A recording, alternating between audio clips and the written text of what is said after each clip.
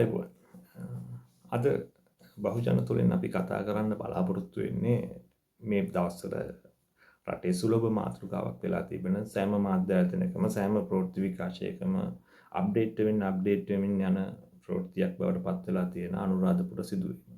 ඉතින් මේ අනුරාධපුර සිදුවීම සිදු වෙලා තාම දින කීපයක් ගෙවිලා ගිහිල්ලා තියෙන්නේ. ඉතින් මේ සිදුවීම සිදු වුණු මොහොතේ පටන් මේ රටේ ජනතාව මේ සිදුවීම දැනගත්ත මොහොතේ පටන් අපි දැක්ක දෙයක් තමයි ලොකු කුඩා ભેදයකින් තොරව ග්‍රාමීයව නාගරික එහෙම ભેදයකින් තොරව සමස්ත රටවැසියාම මේ සිද්ධියේදී මේ වෛද්‍යවරියට යුක්තිය ඉෂ්ට වීම සිදු විය යුතුයි කඩිනම් විය යුතුයි කියන මතයක පිහිටා කටයුතු කරා වුන් හැමෝම කතා කරේ වහාම මේ වෛද්‍යවරියට යුක්තිය ඉෂ්ට කරලීම සඳහා රජය මැදිහත් විය යුතුයි සහ අදාළ ආයතන ක්‍රියාත්මක විය යුතුයි කියන කාරණාව. ඉතින් හැමෝම එහෙම එකා වගේ එකතු වෙලා මේ යුක්තිය අයදින මොහොතක වෛද්‍ය සංගමය ඊට වඩා වෙනස් ක්‍රියාවලියකට ගියා. ඉතින් ඒකේ යම්කිසි මම කියන්නේ ඒක සම්පූර්ණයෙන්ම වැරදි කියලා. මොකද ඔවුන්ගේ වෘත්තික වේදීන් එහෙම නැත්නම් තමන්ගේ සමාජිකයන් වෙනුවෙන් පෙනී සිටීම අනිවාර්යෙන් කළ යුතුයි.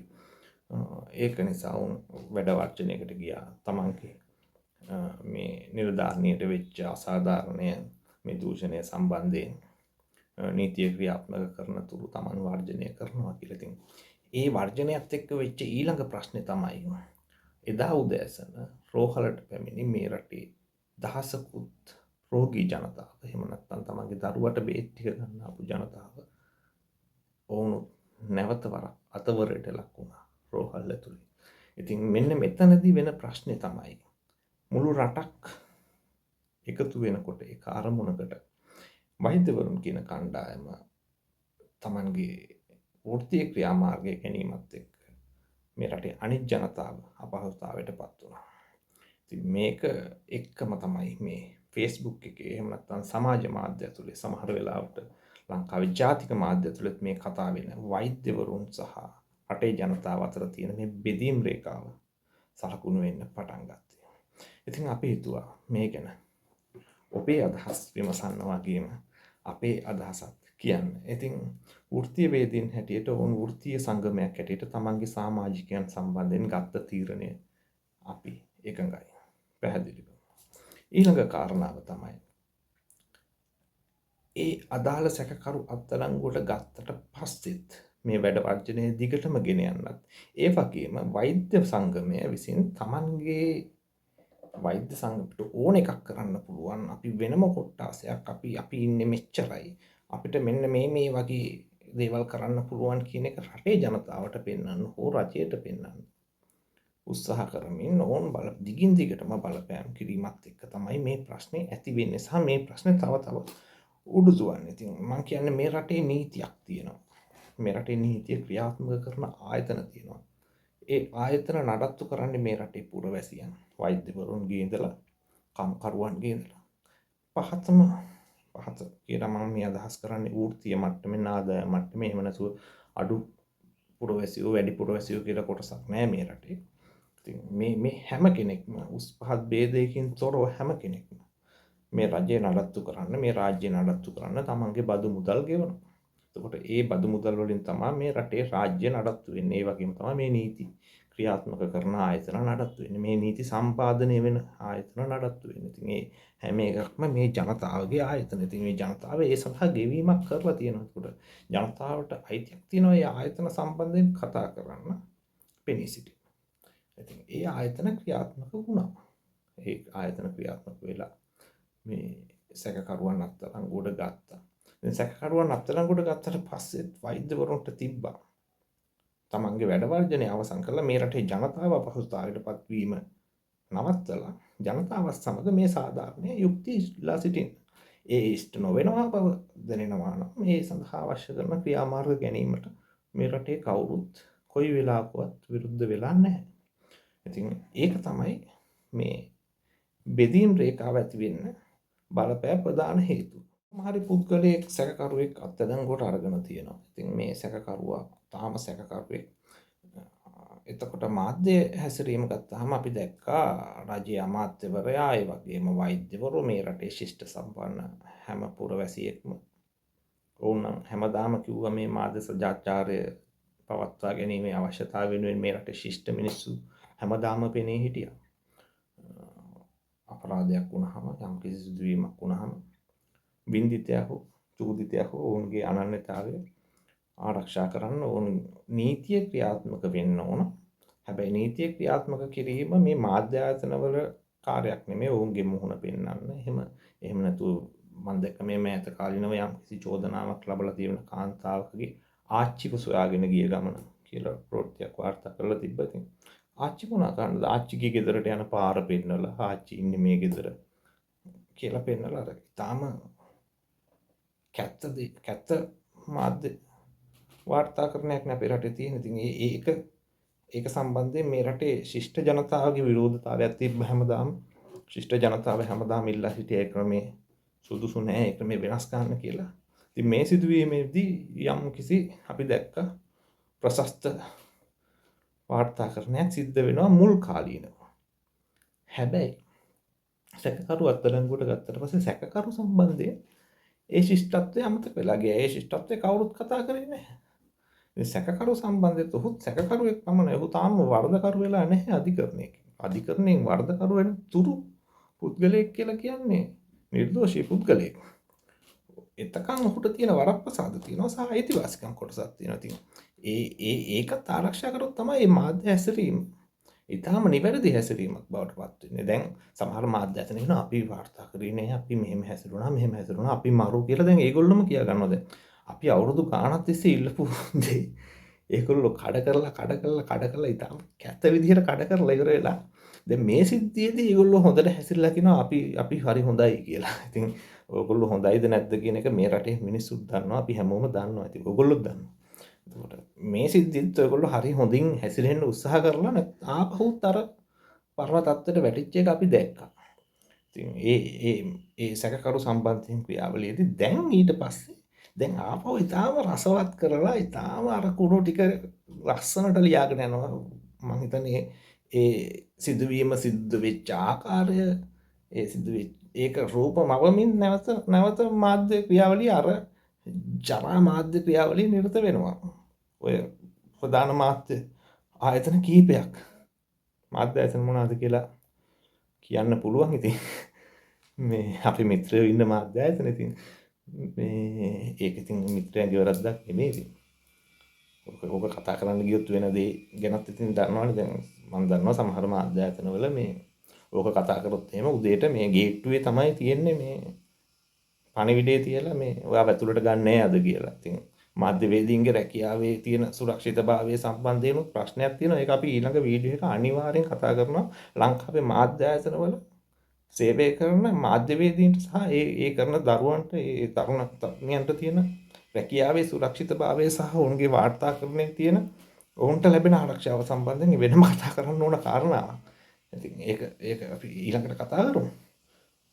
දැන් ආපහු අර මුලින් පෙන්වන්න ආපු ශිෂ්ටත්වයේ සම්පූර්ණයෙන්ම අමතක වෙලා අර කුණු ජරා ජීර්ණ මාධ්‍ය වාර්තාකරණයේ නැවතත් මේගොල්ලෝ නිරත වෙමින් සිටිනවා. ඉතින් මෙතනදී මේ චෝදනා කරන්නේ නැහැ මම වෛද්‍යවරුන්ගේ සංගමයට. හැබැයි වෛද්‍යවරුන්ගේ සංගමයේ හැසිරීම මේ රටේ ජනතාව අනුමත කරන්නේ නැහැ සහ ශිෂ්ට මිනිස්සෙකුට ඒක ශාමරු ඒගොල්ලෝ හොඳට හැසිරුණා කියලා කියන්න බැරි මට්ටමේ හැසිරීමක් මේ වෙනකොටත් පෙන්වමින් සිටිනවා. ඒ වගේම සමහර ඔය සමාජ මාධ්‍ය තුල හැසිරෙන සමාජ මාධ්‍යවල ප්‍රසිද්ධිය තකා හැසිරෙන මේ ඇතැම් වෛද්‍යවරුන්ගේ හැසිරීමත් නේද ඒවත් කැතයි. ඉතින් ඒක කියන්න ඕන. ඒක කිව්වේ නැත්තම් මේ රටේ ඒක වෙන කියන්න තැනක් නැති වෙනවා සහ ඒක මේ කිව්වේ නැත්තම් විශාල අඩුවක් වෙනවා. ඒගොල්ලන්ටත් ඒගොල්ලෝ දිහා හැරලා බලන්න සමහර වෙලාවට ඒගොල්ලොම හිතාගෙන ඉන්නේ ඒගොල්ලෝ හරි කියලා. ඉතින් Tamanට අනුව Taman හරි කියලා. ඉතින් ඒකට ඒගොල්ලන්ගෙනුත් ඉල්ලන්න තියෙන්නේ ඕක පොඩ්ඩක් කැතයි. පොඩ්ඩක් ආවහු හැරලා බලන්න Tamanගේ හැසිරීම දිහා. එතකොට ඒක කැතයි කියලා දැනුනොත් ඒක වෙනස් කරගමු. අපි හැමෝම වෙනස් වෙන්න ඕන. අපි හැමෝම තුලම වැරදි තියෙනවා, වැරදි වෙන්න පුළුවන්. ඉතින් ඒ වැරදි නිවැරදි කරගන්න පුළුවන් නම් කාට හරි වැරදි නැති මිනිස්සු නෙමේ හොඳ මිනිස්සු කියන්නේ. වැරදි තියෙන වැරදි නිවැරදි කරගෙන අවංකව ඉස්සරහට යන එකනේ වෙන්න ඕනේ. ඉතින් අන්න ඒක ගැන පොඩ්ඩක් හිතන්න කියන කාරණාවත් මෙතනදී මතක් කරලා දෙන්න ඕන. ඉතින් කොහොම වුණත් ඊළඟ කාරණාව මේ සැකකරු අත්අඩංගුවට අරන් තියෙනවා. මේ රටේ නීතියක් තියෙනවා. සම්මත නීතියක් තියෙනවා. නීතිය ක්‍රියාත්මක කරන ක්‍රමවේදයක් තියෙනවා. ඒ ක්‍රමවේදයට අනුව උපරිම දඬුවමකුත් තියෙනවා. ඉතින් අපි ඉල්ලා සිටින්නේ අපේ බලපෑම තියෙන්නේ නීතියට අනුව ලබා දිය යුතු ඉහළම දඬුවම මේ අපරාධකරුට ලබා දිය යුතුයි. ඒ සඳහා බලපෑමක්, ඒ සඳහා අදහසක් අපිට තියෙනවා. ඒ ඉල්ලීම අපි රජයෙන් සහ ඒ නීති ක්‍රියාත්මක කරන ආයතන වලින් කරනවා. ඒ වගේම එහෙම කියපු ගමන් සමහරු හිතනවා මේක තව තද කරන්න ඕන, මේක තව දේවල් කරන්න ඕන කියලා වෙන දේවල් කරන්න යන්න එපා. එහෙම කරොත් අර දූෂණයට ලක් වෙච්ච වෛද්‍යවරියට අමතරව මේ රටේ නීතියේ දෙවගණත් දූෂණයට ලක් වෙන්න පුළුවන්.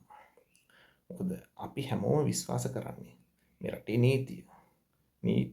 නීතියේ දෙවගණගේ ක්‍රියාවලිය තමයි සුපිරිසිදුම ක්‍රියාවලිය කියලා අපි විශ්වාස කරන්නේ. ඉතින් ඒ ක්‍රමය දූෂිත ක්‍රමයක් බවට පත් වෙන්න දෙන්න එපා. නීතියට පිටින් දේවල් කරන්න අවශ්‍ය නැහැ. අලුත් නීති ඕන නම් මේ තියෙන නීති මදි නම් නීති සම්මත කරගන්න පුළුවන් රටේ. නීති සම්මත කරගැනීමේ නීති නිර්මාණය කරගැනීමේ ක්‍රමවේදයක් තියෙනවා. නීති ක්‍රියාත්මක කිරීමේ ක්‍රමවේදයක් තියෙනවා. අලුත් නීති අවශ්‍ය නම් අලුත් නීති ගෙන එන්නත් පුළුවන්. මම කියන්නේ ඕන අලුත් නීති ගේන්න. හැබැයි දැන් තියෙන නීතිය ඇතුලේ ක්‍රියාත්මක වෙනකොට නීතියට පිටින් දේවල් කරන්න ගියොත් එහෙම වෙන්නේ මේ තියෙන නීතිය සම්බන්ධයෙන් තියෙන ජනතාවගේ විශ්වාසය නැති වෙනවා. ඒක ඊට වඩා අපරාධයක්. ඉතින් ඒ අපරාධය වෙන්න දෙන්න එපා.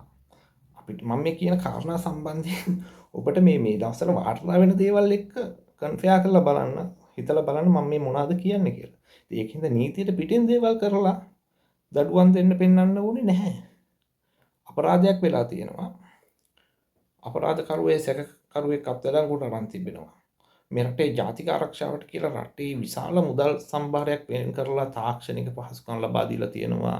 පුහුණු කිරීම ලබා දීලා තියෙනවා මේ නිලධාරීන්ට ලෝකයේ ඇඟිලි සලකුණු යන්ත්‍රද, DNA පරීක්ෂණ යන්ත්‍රද ඒ සඳහා ඒ අවශ්‍ය සියලු වියදම් මේ රටේ රජය වෙන් කරලා තියෙනවා. මේ රටේ මිනිස්සුන්ගේ ධනෙ ඔබේ අපේ සල්ලි වලින් මේ හැමදේම පහසුකම් ටික අරන් දීලා තියෙනවා. එතකොට ඒ පහසුකම් ටික අරන් දීලා තියෙන්නේ ඒ නීතිමය ක්‍රියාවලිය ඉෂ්ට කරන්න. ඒ සඳහා අවශ්‍ය කරන තාක්ෂණික පහසුකම් පුහුණු පහසුකම් ඔක්කොම දීලා තියෙනකොට අර කැලෑ නීතිය පාවිච්චි කරන්න ඕනේ නැහැ.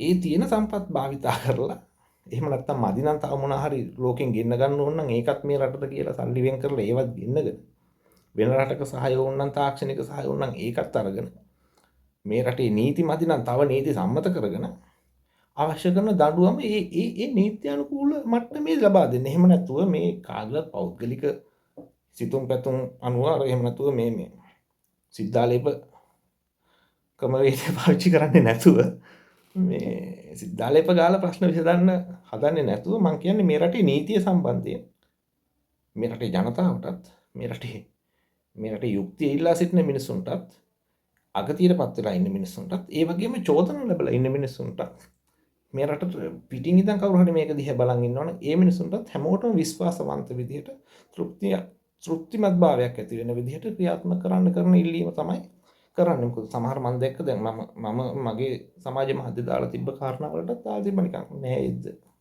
වගේ කාරණා අහලා තිබ්බා මේ ඇයි ඒ වෙනුවෙන් කතා කරන්න කියලා.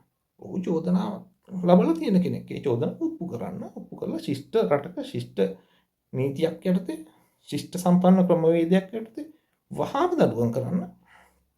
මම මතක් කරන්න කැමති අර මීට අවුරුදු කිහිපයකට කලින් වෙච්ච සිද්ධිය අර කොණ්ඩයා කියලා පුද්ගලයෙක් අත්අඩංගුවට අරන් අඩුම තරමේ නීතිඥයෙක් ඉදිරිපත් වුණේ මේ මිනිස්සු වෙනුවෙන්. මේ රටේ ජනතාව විරුද්ධ වුණා නීතිඥයෝ ඉදිරිපත් වෙනවා. නීතිඥයෝ ඉදිරිපත් වුණේ නැහැ. අන්තිමට කොහොම හරි අපරාධ පරීක්ෂණ දෙපාර්තමේන්තුවට ස්තුතිවන්ත වෙන්න ඕන. ඔවුන්ම හොයාගත්ත ඒ පුද්ගලයා නෙමේ ඒ වරද කරලා තියෙන වෙනත් අයෙක් කියලා. ඒ පුද්ගලයා නිර්දෝෂී වුණා. අවසානයේ නිර්දෝෂී පුද්ගලයෙක් වෙනුවෙන් නීතිඥයෙක්වත් ඉදිරිපත් වෙන්නේ නැති තත්ත්වයක් රටේ ඇති වුණා. ඉතින් එහෙම තත්ත්ව ඇති වෙන්න දෙන්නේ නැතුව වඩා සාධාරණ යුක්ති සහගත ක්‍රියාවලියක් කරහා මේ අසාධාරණයට ලක් වෙච්ච මේ අපරාධයට ලක් වෙච්ච කාන්තාව වෙනුවෙන් වහාම මැදිහත් වෙලා නීතිය ක්‍රියාත්මක කරන්න. ඒක ශිෂ්ට සම්පන්න විදිහට ශිෂ්ට සම්පන්න රටක ශිෂ්ට සම්පන්න භාවය ආරක්ෂා වෙන විදිහට කරන්න කියන ඉල්ලීම තමයි කරන්න තියෙන්නේ. ඉතින් ওই කාරණාව තමයි අද කතා කරන්න හිතුවේ පොඩ්ඩක් මේ සෝෂල් මීඩියා වල මේ මගේ පෝස්ට් වලට මට බැනගෙන යන හින්දා මම මේ කාරණාව කියන්න හිතුවේ. ඉතින් එහෙනම් අද වීඩියෝ එක මෙතනින් නවත්තන්න. මේ සම්බන්ධයෙන් තව මොන හරි අප්ඩේට්ස් තිබ්බොත් අපි හෙට කතා කරමු. බලාපොරොත්තු වෙනවා හැමදාම වගේ වීඩියෝ එකක් අරන් ඉන්න කතා කරන්න. මේ Facebook එකේ එහෙම ලියනවට වඩා මට ලේසියි මෙහෙම කතා කරන එක. ඉතින් ඔබටත් ලේසි වෙයි මම මොකක් හරි වැඩක් කරන ගමන් මේක අහගෙන ඉන්න මට බයින්න ඕන නම් හරි මොන හරි දේවල් තියෙනවා නම් මේකේ කමෙන්ට් එකක් දාන්න. ඉතින් ඒ කමෙන්ට් එක දාලා subscribe කරන්න. එතකොට ඒකේ ඊළඟ අදියරට අපිට ලේසියෙන් යන්න පුළුවන්. එහෙනම් ඊළඟ වීඩියෝ එකෙන් හමු වෙමු. බොහොම ස්තුතියි.